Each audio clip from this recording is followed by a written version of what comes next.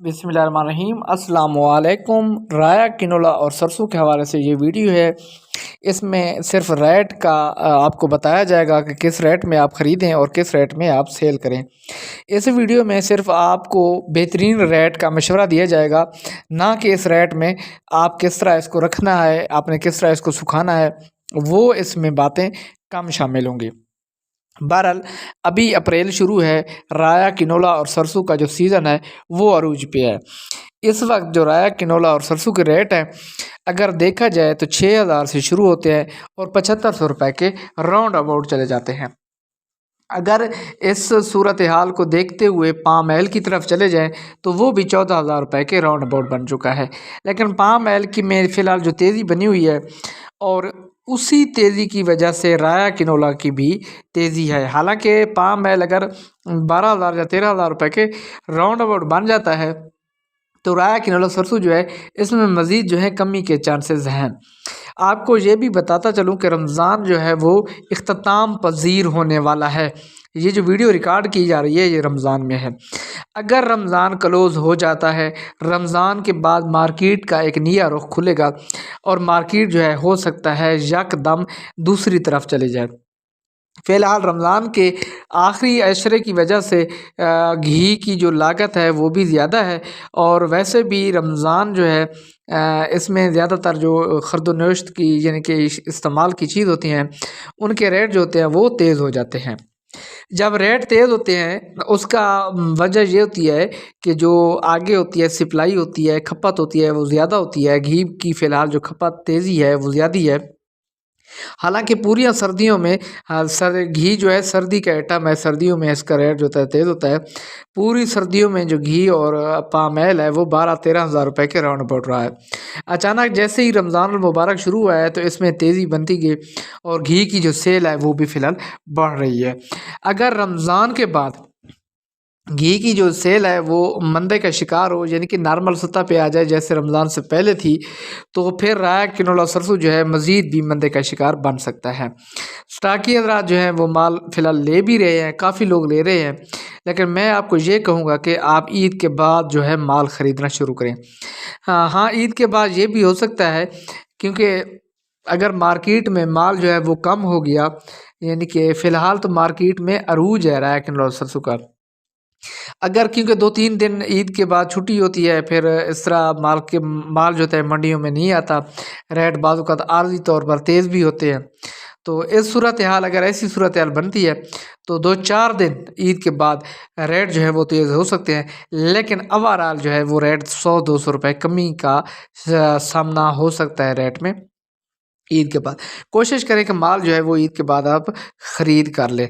राया किनोला सरसों आपने किस रेट में ख़रीदना है, तो ये आपको ये अंदाज़ा है पिछले साल के जो स्टाकी रहते हैं वो भी मेरी वीडियो देख रहे होंगे और हमने पिछले साल भी राया किनोला सरसों के हवाले से काफ़ी पेशगोई की थी, लेकिन पाम ऑयल की ज़्यादा सप्लाई और कम रेट होने की वजह से राया किनोला सरसों जो है वो पूरा साल अपना रेट नहीं बना सका।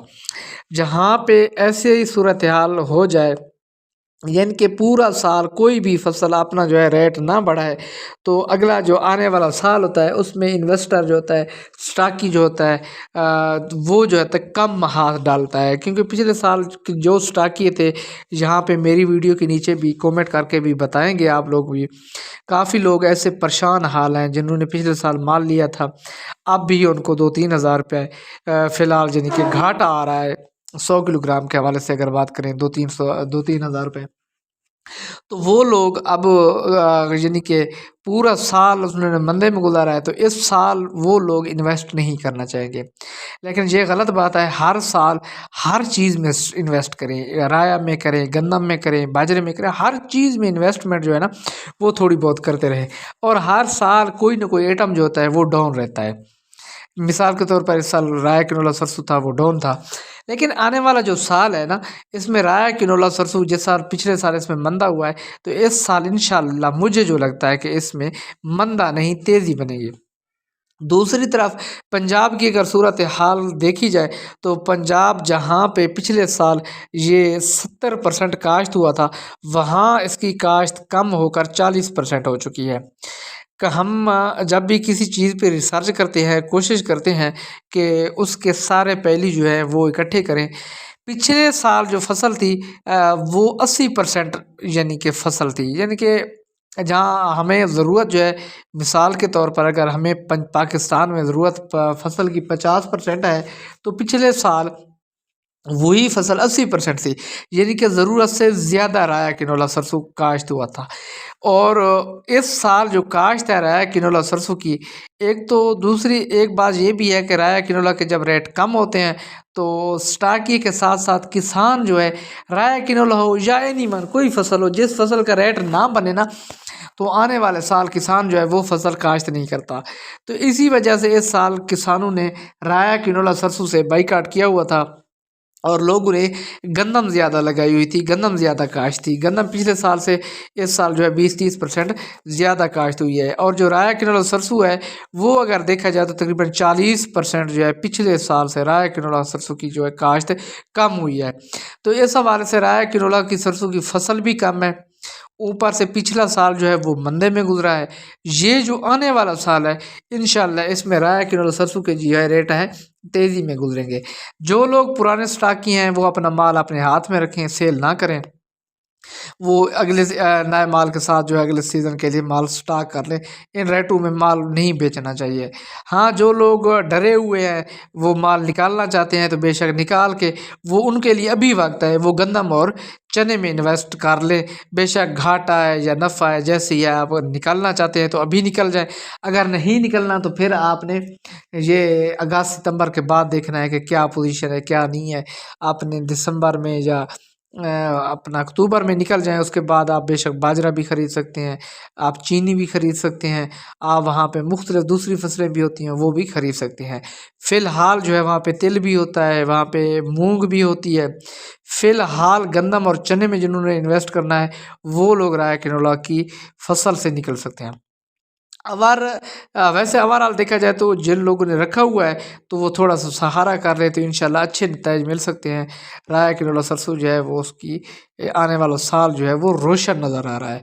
فی الحال آپ کو میں یہ بتاؤں گا، ریکمینڈ کروں گا کہ آپ 6000 روپے میں فی الحال مال جو ہے رایا کے حوالے سے، اگر کنولا کے حوالے سے بات کریں 6800 کے راؤنڈ اباؤٹ جو ہے وہ جو کنولا ہے وہ خرید کریں۔ اس سے اوپر جو ریٹ ہیں وہ آپ کو کم نفع دینے کے مترادف ہوں گے۔ ہاں، نفع ان میں بھی بن سکتا ہے لیکن اس کے جو ہے ریٹ اس سے اوپر جو ہیں وہ کم ہوتا ہے۔ اس کے بعد مال جو ہے وہ خشک خریدے، مال کو آپ جو ہے گیلا مال بالکل نہ خریدیں۔ تو آپ نے خشک مال کو کس طرح سکھانا ہے، آپ نے کس طرح مال خریدنا ہے، اور کس طرح آپ نے سٹاک کرنا ہے، اور کس طرح آپ نے گوداموں میں رکھنا ہے، یہ الگ سے ویڈیو انشاءاللہ بناؤں گا کہ یہ سٹاک کس طرح کرنا ہے۔ اب آپ کو ریٹ کے حوالے سے آپ کے ساتھ یہ ویڈیو جو ہے شیئر کی جا رہی ہے، کیونکہ میں سمجھتا ہوں کہ غیر ضروری باتیں جو ہیں وہ آپ سے نہ کی جائیں، ضروری باتیں جو ہیں وہ آپ کے ساتھ شیئر کی جائیں، کیونکہ لمبی ویڈیو پہ لوگ جو ہے بور ہو جاتے ہیں۔ تو بات بتانے کا مقصد صرف اور یہی تھا، 6000 روپے رایا کے ریٹ ہے، اور 6800 یا 6500 یا 7000 روپے کنولا کے ریٹ ہیں۔ اس کے بعد منڈی کے حساب سے دیکھ لیں، مال خشک خریدے۔ اور مزے کی بات اور پکی بات اور بڑی ہی کاروبار کی اور گر کی بات یہ ہے، کسی آڑتی سٹاکی کو پیسے نہ دیں کہ میرا مال لکھ لیں۔ مال حاضر لیں، اچھا لیں، خشک لیں، 100-200 روپے بے شک مہنگا مل جائے لیکن خشک لیں، روٹین کے ساتھ لیں، روٹین چیک کر کے لیں۔ مال اپنے ہاتھ میں رکھیں، اپنے گوداموں میں رکھیں۔